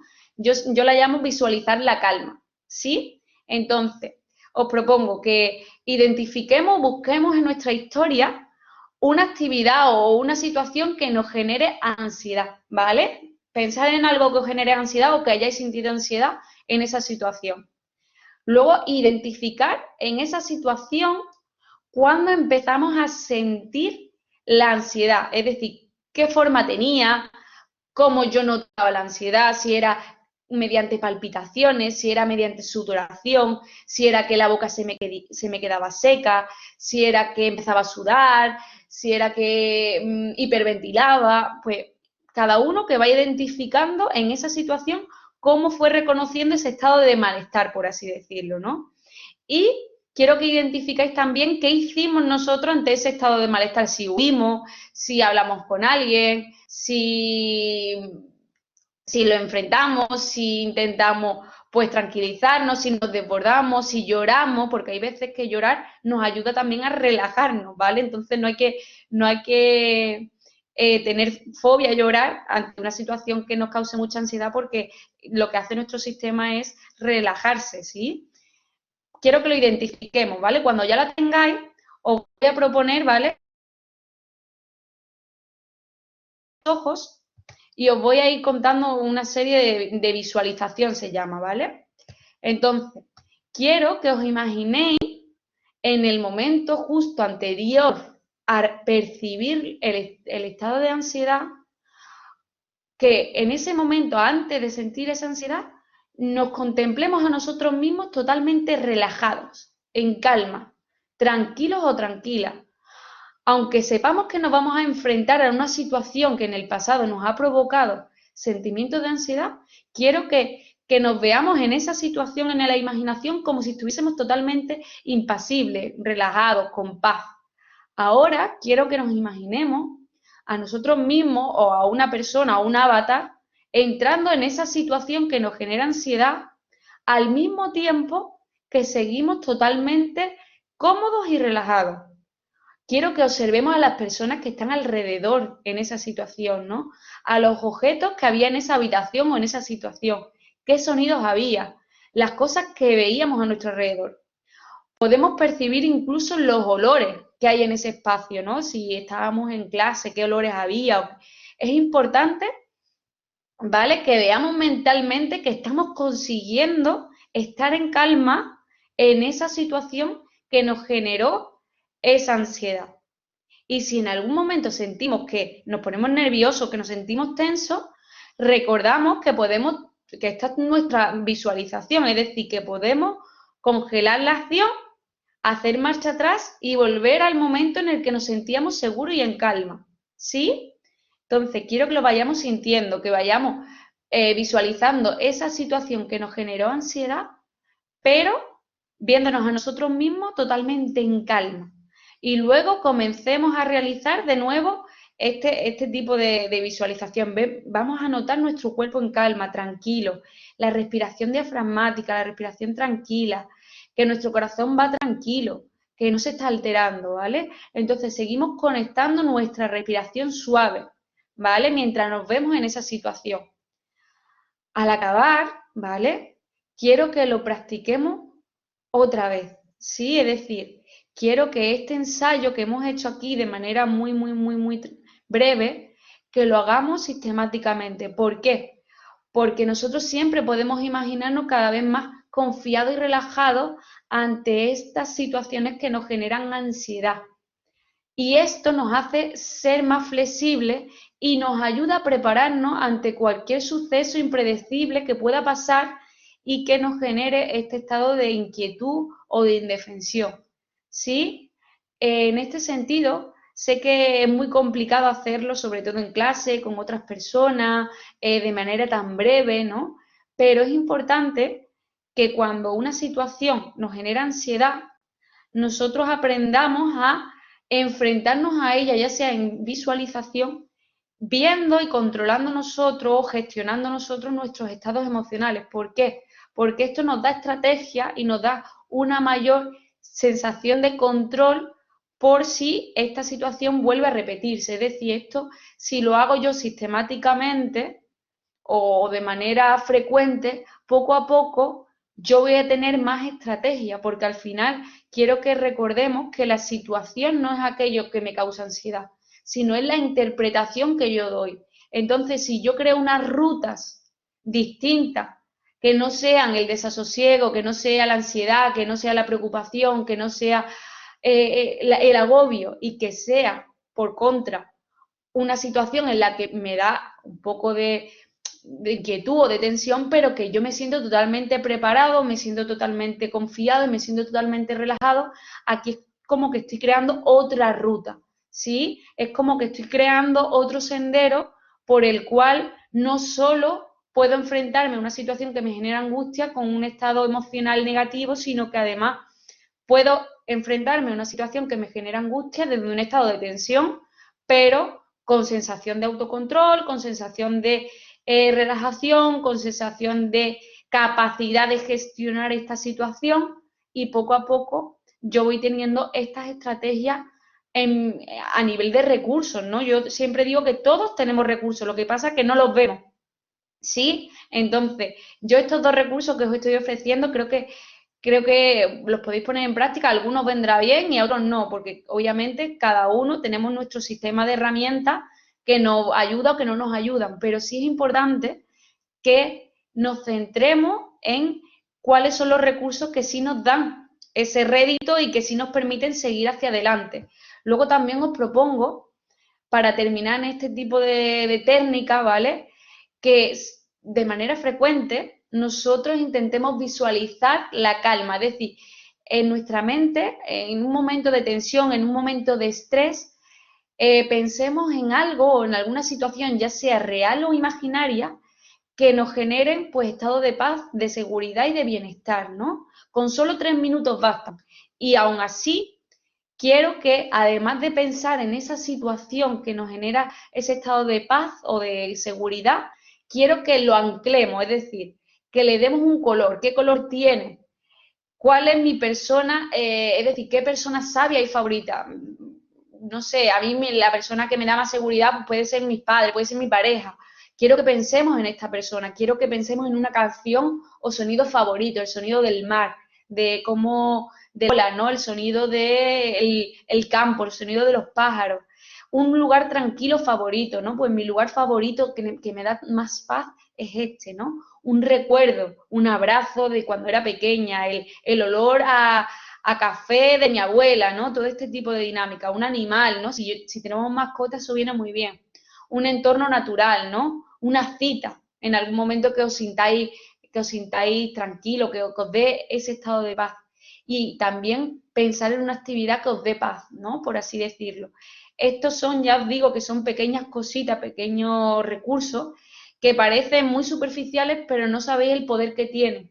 ¿Por qué? Porque esto lo que hace es activar mi sistema de relajación y lo que hago es, en esa ventana de tolerancia que os contaba en la sesión anterior, lo que hacemos es pasar de un estado hiperactivado a un estado óptimo en el que yo puedo estar más concentrado, más abierto, más a la apertura, hacia cosas distintas y por lo tanto voy a funcionar mejor, porque si yo no hago nada para ayudarme a reducir ese estado de hiperactivación que por vuestra profesión o por vuestra formación y además por la pandemia y por las variables personales cada uno que tengamos, ¿no?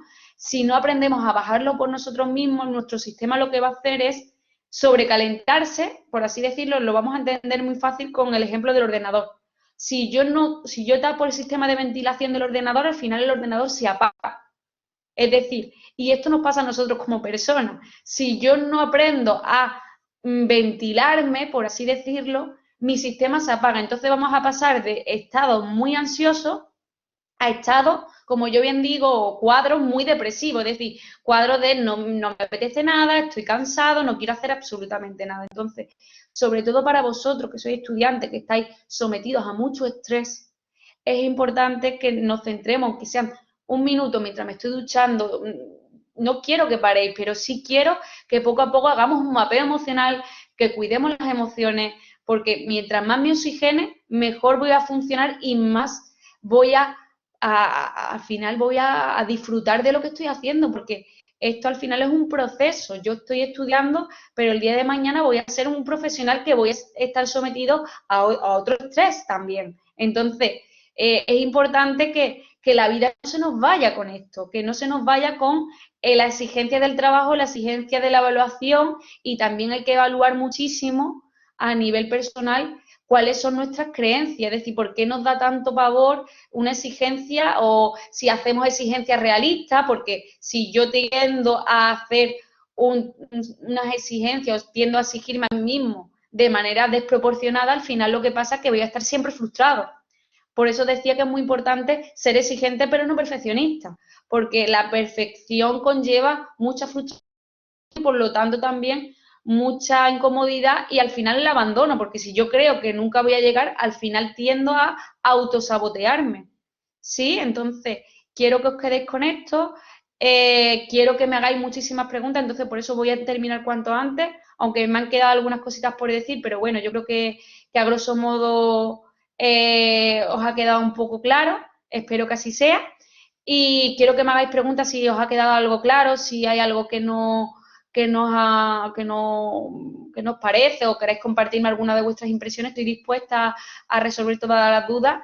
Y luego también que quiero que desmitifiquemos, desistematicemos pedir ayuda a los psicólogos, ¿no? Porque parece que tenemos que estar muy, muy mal para pedir ayuda. Yo esto lo veo también en consulta. Cada vez vienen personas más jóvenes y también cada vez vienen en peor situación, es decir, vienen ya cuando están completamente rotos, cuando están completamente desbordados, cuando la ansiedad ya les limita muchísimo, en cuadros de agorafobia, cuando ya han perdido un curso académico, cuando tienen muchísima somatización, es decir, tienen muchísima psoriasis, muchísimos problemas con el estómago, el síndrome del intestino irritable también está muy relacionado con todo esto. Entonces, pedir ayuda antes de que sea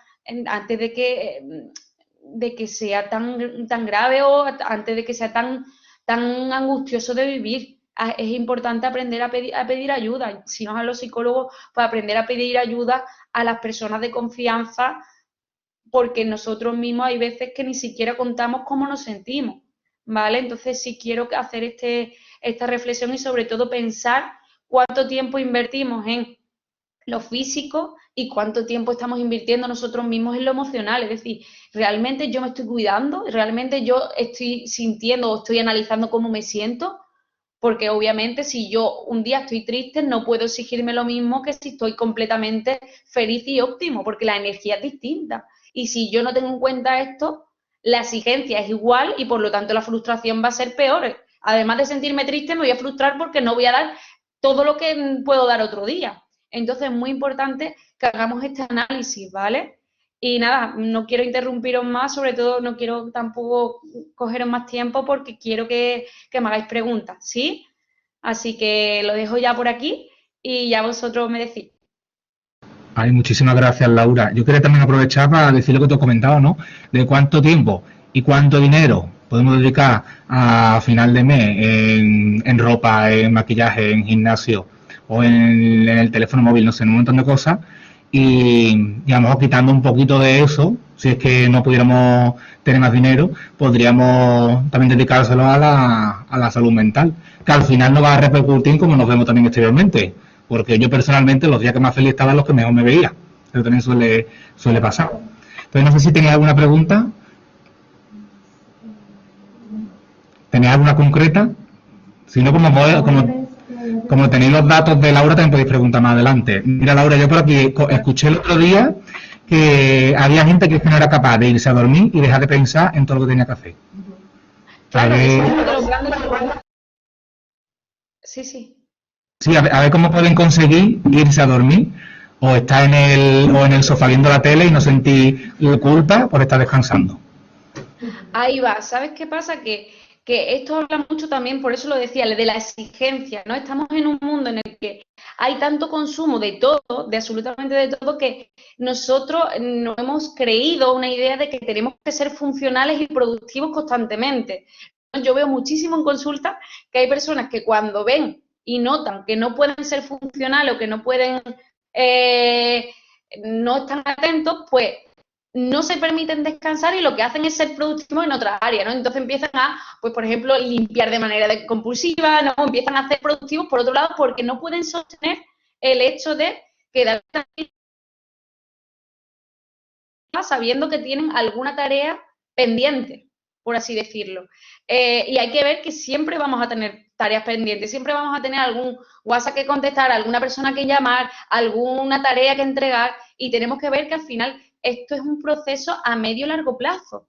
Esto no es decir, esto no es finito, por así decirlo, porque como terminamos una actividad vamos a tener otra pendiente. Entonces yo tengo que también aprender a autorregularme, a corregularme, es decir, ese estado de relajación en el sofá mientras veo una serie me da oxígeno para poder tirar al día de mañana y poder seguirme enfrentando a aquellas demandas que me está dando el ambiente. Ahora mismo estamos viviendo en un ambiente completamente demandante, donde nosotros no sabemos identificar qué es lo urgente de lo importante. Entonces, realmente, siempre estamos como sometidos a mucha presión, a mucha demanda, a mucha exigencia. Y nosotros mismos, al final, esto no lo hemos creído. Es decir, nosotros no hemos creído que siempre tenemos que ser productivos, que no podemos parar. Entonces, claro, justo cuando nosotros también, esto también se produce mucho por la sobreproducción. Es decir, yo necesito dar mucho de mí. Entonces, si es una forma también de huida, ¿os acordáis del círculo que os comentaba? ¿No? Es como, esta situación me genera ansiedad, entonces lo que yo hago es ser súper productivo, es decir, hacer millones de cosas, imaginar, juntarme millones de tareas en mi tiempo libre. ¿Por qué? Porque no quiero conectar con lo que estoy sintiendo, no quiero conectar con la ansiedad, no quiero conectar con la tristeza, no quiero conectar con mi miedo y por lo tanto al final lo que hago es evitar continuamente, mediante actividades, conectar con nuestras emociones. ¿Y esto qué pasa? Que surge sobre todo por la noche. Cuando yo estoy en la cama es cuando yo conecto con todo. Entonces ahí mi mente lo que hace es rumiar de manera casi, en muchos casos, casi de manera obsesiva, ¿no? A todos nos ha pasado en algún momento que estamos preocupados y empezamos a darle vueltas a las cosas. Entonces, esto afecta a la calidad del sueño y a su vez también, esto afecta también a las pesadillas, a la calidad del sueño. Y si ya el sueño se ve afectado, al día siguiente yo no estoy del todo fresco para enfrentarme a las demandas del ambiente. Por lo tanto, esto al final es un círculo vicioso. El yo no permitirme descansar, al final es como si nos pegamos un disparo al pie. Porque necesitamos ser productivos para sentirnos bien con nosotros mismos y no nos damos cuenta de que es mucho más sano no ser productivo todo el rato, porque la vida son muchas áreas. No solo tenemos que ser productivos en todo, también necesitamos descansar, necesitamos relajarnos, necesitamos regularnos. En este sentido es muy importante no estar siempre en la hiperactivación, necesitamos también la relajación. Por eso estas técnicas que os proponía, sobre todo para llegar a un punto óptimo, porque si no, entramos en una dinámica bastante tóxica con nosotros mismos. Y esto, ¿no? Esta pregunta que me comentabais me señala mucho también, pues, los grandes problemas que estamos teniendo actualmente en el ambiente y en la vida por el ritmo de vida que llevamos. Entonces, nosotros también somos dueños de nuestro tiempo, somos dueños también de la forma y la interpretación que nosotros hacemos. Si yo siento que tengo que estar siendo siempre productivo, no voy a descansar, porque por la noche lo que hago es un chequeo de mañana tengo que esto. Me hago una lista mental de tareas. ¿Cómo yo voy a descansar de forma cómoda si ya estoy pensando en la montaña que me queda por hacer al día siguiente? ¿Y qué pasa? Que esa montaña normalmente no suele ser realista, suele ser bastante idílica. Entonces, por la noche lo que hago es, no he llegado a hacer esto, no he llegado a hacer esto no me da tiempo. Entonces, claro, más estrés, más ansiedad y otra vez hacemos un listado de tareas pendientes que no es realista y esto se retroalimenta. Entonces, hay que tener mucho cuidado con ese diálogo interno que estamos teniendo y en el momento que yo siempre lo digo, ¿no? La ducha, la cama y si tenemos que pensar en qué vamos a hacer mañana para organizarnos, hacerlo siempre antes de la cena. Yo siempre lo propongo así porque luego la cena es cena, te duchas, haces lo que tengas que hacer y luego te vas a la cama, pero ya el listado está hecho siendo un listado realista. Y hacer esto es muy complicado. Parece que decirlo es muy fácil, pero hacerlo es muy complicado. Porque siempre tendemos a idilizar, ¿no? Tanto nuestras capacidades como el tiempo. Porque pensamos que nos va a dar tiempo a todo y luego es verdad que el tiempo es muy limitado. ¿Sí? No sé si he respondido a la pregunta. Sí, perfecto, vamos. Mira, Elena tenía la mano levantada porque creo que quiere preguntarte algo. Claro, sí. Hola, buenos días. Hola, buenos días, Mira, ¿qué tal? quería hacer no sé si es adecuado, pero quería hacerte una consulta. Hace relativamente poco, buscando información, Sí. con información sobre un producto, preguntarte por tu opinión sobre potenciar o ayudar a través de tomar algún tipo de fármaco o de producto, no necesariamente, en fin, tú sabes, sin necesidad de receta médica, ese tipo de productos. Yo concretamente no sé si debo decirlo, pero hay una cosa sobre un producto llamado la SEA, Sí. y me planteo si eso es perjudicial, si es beneficioso, si debemos, si no debemos, en fin, tu opinión. Gracias. Claro, mira, muchas gracias por la pregunta, Elena. Me parece una pregunta que tiene cierta controversia, ¿vale? Ahí es verdad que hay productos que son naturales, que son de herbolario. Este producto que tú me comentas no lo conozco en sí, pero vaya que hay tanto productos de herbolario como productos farmacológicos que nos ayudan a, pues a lo mejor quizás rebajar un poco un estado ansioso, ¿no? Pues una tila, ¿no? Una cosa así. ¿Qué pasa? Que a mí lo que me preocupa es que dependamos de algo externo para calmarnos. ¿Por qué? Porque esto genera en nosotros una sensación de que si yo no lo tengo, si yo no tengo este producto, yo no voy a saber relajarme. Entonces, ¿qué pasa? Que como producto de rescate, ok, pero como producto que se utilice de manera genérica día a día o de manera a modo de esta es mi forma de gestionar o esta es mi forma de enfrentarme a mi ansiedad, me parece un tanto complicado sobre todo por eso, porque al final externalizo la capacidad de, es decir, la relajación lo externalizo, es decir, es como si yo doy por hecho de que, os lo voy a poner un ejemplo, yo creo que lo vais a entender mucho más fácil, es como, no, cuando yo pruebo, cuando a mí me ponen buena nota es porque he tenido buena suerte, o es porque me ha ayudado no sé quién, ¿sí? Entonces, ¿qué pasa? Que te da una sensación de que tú no estás haciendo nada. Entonces, la sensación de autoeficacia, la sensación de control interno, la sensación también de confiar en tus capacidades y tus herramientas, no se están potenciando. Lo que tú estás dejando en manos de un producto, por efecto placebo, porque a fin de cuentas el efecto placebo es muy potente y hay que tenerlo en cuenta, al final estamos dejando todo lo que es la relajación en base a eso. Hay que tener, por así decirlo, es muy importante tener en cuenta el efecto placebo, es decir, que yo cuando hago algo, si me tomo una pastilla, me da la sensación de que me siento más tranquilo, pero que la pastilla no te va a dar la relajación. Hay personas que se toman ansiolíticos diariamente y le sigue dando ataques de ansiedad, entonces tan potente no es. ¿Qué pasa? Que si yo sistemáticamente me tomo una pastilla, yo al final me vuelvo dependiente de esa pastilla y no fomento o no trabajo los recursos de autorregulación o corregulación por mí mismo. Entonces estoy siempre dependiendo de algo externo cuando el cambio hay que hacerlo de manera interna, cuando el control lo tengo que tener yo de manera interna con mi vida. Yo tengo que hacerme responsable de mi vida, obviamente. No descarto que si es necesario tomar medicación, pues se toma. Yo soy la primera que si un paciente viene en unas condiciones que yo creo que no se puede trabajar porque está demasiado ansioso, porque está demasiado hiperactivado y que el procesamiento no se va a hacer, porque una persona cuando está muy en lucha o huida no se concentra, no atiende, entonces el procesamiento de la terapia es nula. Entonces, pues ahí sí fomento el hecho de que vayan a su médico, que vayan a un psiquiatra o que se tomen algún producto como puede ser la melatonina para descansar, este tipo de cosas vale. Si son naturales, vale, pero al final lo importante es que vosotros tengáis control sobre vosotros mismos, control interno, ¿no? Y sobre todo que tengáis la seguridad de que vais a tener estrategia y no dependéis de nada. Porque si no, al final, el día que os falte este tipo de medicación, sea la que sea, vais a sentiros que estáis completamente abandonados y a vuestra suerte, ¿no? Entonces, hay que tomarlo, pero con cierta cautela. Es decir, siempre y cuando sea un recurso o una pastilla de rescate o algo de rescate, pero no como medida de afrontamiento. Yo eso no lo veo.